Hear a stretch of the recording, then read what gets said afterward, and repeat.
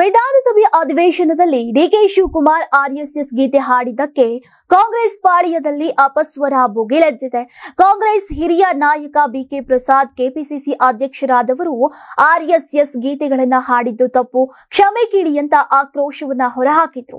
ಸ್ವಪಕ್ಷದವರಿಂದಲೇ ಟೀಕೆಗಳು ಬಂದ ಬಳಿಕ ಬಹಿರಂಗವಾಗಿ ಡಿಸಿಎಂ ಡಿಕೆ ಶಿವಕುಮಾರ್ ಅವರು ಕ್ಷಮೆಯಾಚಿಸಿದ್ದಾರೆ.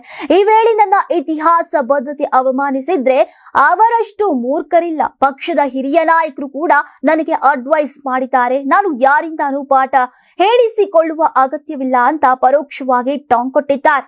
ಇದಕ್ಕೆ ಪ್ರತಿಕ್ರಿಯಿಸಿರುವಂತಹ ಹರಿಪ್ರಸಾದ್ ನೇರವಾಗಿ ಟಕ್ಕರ್ ಕೊಟ್ಟಿದ್ದಾರೆ. ಮಾತಿನ ಮೂಲಕವೇ 5 ಪಂಚ್ಗಳನ್ನ ಕೊಟ್ಟಿದ್ದಾರೆ.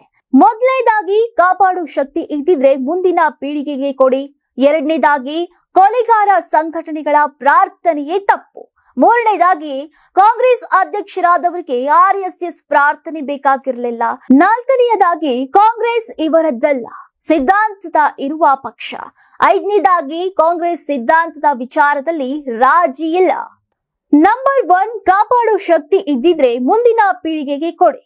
ಕಾಂಗ್ರೆಸ್ ಪಕ್ಷವನ್ನ ನಾವು ಡಿಕೆ ಶಿವಕುಮಾರ್ ಕಟ್ಟಿದ್ದಲ್ಲ, ಇದನ್ನ ಮುಂದೆಯೂ ಕಾಪಾಡುವಂತೆ ನಮಗೆ ಯಾರು ಕೊಟ್ಟಿದ್ದಾರೆ. ನಮಗೆ ಕಾಪಾಡುವ ಶಕ್ತಿ ಇದ್ರೆ ಕಾಪಾಡಬೇಕು, ಇಲ್ವಾದ್ರೆ ಮುಂದೆ ಬರುವ ಪೀಳಿಗೆಗೆ ಕೊಟ್ಟು ಹೋಗ್ಬೇಕು. ಯಾರು ಕೂಡ 500 ವರ್ಷ ಬದುಕೋದಿಲ್ಲ. ನಂಬರ್ 2, ಕೊಲೆಗಾರ ಸಂಘಟನೆಗಳ ಪ್ರಾರ್ಥನೆಯೇ ತಪ್ಪು. ಮಹಾತ್ಮ ಗಾಂಧಿ ಅಂತೋರಿ ಪಕ್ಷವನ್ನ ಕಟ್ಟಿ ಈ ದೇಶವನ್ನ ಕೊಟ್ಟು ಅವರನ್ನೇ ಕೊಲೆ ಮಾಡಿರುವಂತಹ ಸಂಘಟನೆಗಳ ಪ್ರಾರ್ಥನೆಗಳನ್ನ ಹೇಳೋದು ತಪ್ಪು ಅಂತ ನಾನು ಹೇಳಿದ್ದು. ವೈಯಕ್ತಿಕವಾಗಿ ಅವರ ಬಗ್ಗೆ ವಿರೋಧ ಏನಿಲ್ಲ. ಅಧ್ಯಕ್ಷರಾಗಿ ಅವರು ಹೇಳಬಾರ್ದು, ಒಬ್ಬ ಮುಖ್ಯಮಂತ್ರಿಯಾಗಿ ಹೇಳೋದಕ್ಕೆ ಅಭ್ಯಂತರವಿಲ್ಲ. ಇನ್ನು ನಂಬರ್ 3, ಕಾಂಗ್ರೆಸ್ ಅಧ್ಯಕ್ಷರಾದವರಿಗೆ ಆರ್ಎಸ್ಎಸ್ ಪ್ರಾರ್ಥನೆ ಬೇಕಾಗಿರಲಿಲ್ಲ. ಕಾಂಗ್ರೆಸ್ ಅಧ್ಯಕ್ಷರಾದ ಮೇಲೆ ಕಾಂಗ್ರೆಸ್ ಪಕ್ಷದ ವಿರುದ್ಧವಾಗಿರುವಂತಹ ಆರ್ಎಸ್ಎಸ್, ಸಂವಿಧಾನದ ವಿರುದ್ಧ ಇರುವಂತಹ ಆರ್ಎಸ್ಎಸ್, ತ್ರಿವರ್ಣ ಧ್ವಜದ ವಿರುದ್ಧ ಇರುವಂತಹ ಆರ್ಎಸ್ಎಸ್ ಇವರ ಪ್ರಾರ್ಥನೆ ಮಾಡೋದು ಬೇಕಾಗಿರಲಿಲ್ಲ. ನಂಬರ್ 4, ಕಾಂಗ್ರೆಸ್ ಇವರದ್ದೆಲ್ಲ, ಸಿದ್ಧಾಂತ ಇರುವ ಪಕ್ಷ. ಕಾಂಗ್ರೆಸ್ ಪದಾಧಿಕಾರಿಗಳು, ಎಂಎಲ್ಎಗಳು, ಎಂಎಲ್ಸಿಗಳು, ಎಂಪಿಗಳು ಇವರದ್ದೇ ಅಲ್ಲ. ಈ ದೇಶದಲ್ಲಿ 40 ರಿಂದ 60% ಜನರು ಸಪೋರ್ಟ್ ಮಾಡಿರುವ ಪಕ್ಷ ಅದು. ಸಿದ್ಧಾಂತ ಇರುವ ಪಕ್ಷ ಹಾಗೆಲ್ಲ ಹೇಳೋಕೆ ಸಾಧ್ಯವಿಲ್ಲ. ಆಗಿರೋದು ತಪ್ಪು ಅಂತ ಅನ್ಸಿದ್ರೆ ಬಹಳ ಸಂತೋಷ. ಕಾಂಗ್ರೆಸ್ನಿಗನಾಗಿ ಇದನ್ನು ಒಪ್ಪಿಕೊಳ್ತೇನೆ ಅಂದಿದ್ದಾರೆ.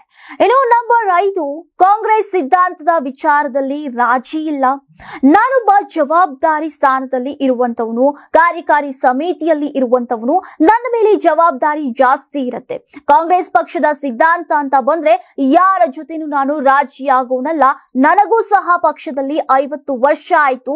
ತಪ್ಪು ಅನ್ಸಿದ್ರೆ ತಪ್ಪು ಅಂತೀನಿ, ಸರಿ ಅನ್ಸಿದ್ರೆ ಸರಿ ಅಂತೀನಿ.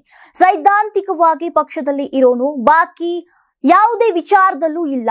ನಾನು ಆರ್ಎಸ್ಎಸ್ ನ ನಿರಂತರವಾಗಿ ವಿರೋಧ ಮಾಡಿಕೊಂಡು ಬಂದವನು. ನಾನು ಹೇಳೋದನ್ನ ಹೇಳಿ ಆಯ್ತು ಹೀಗಂತ ಡಿಕೆಶಿ ಬಿಕೆ ಹರಿಪ್ರಸಾದ್ ಅವರಿಗೆ ನೇರವಾಗಿ ಕುಡುಕಿದ್ದಾರೆ.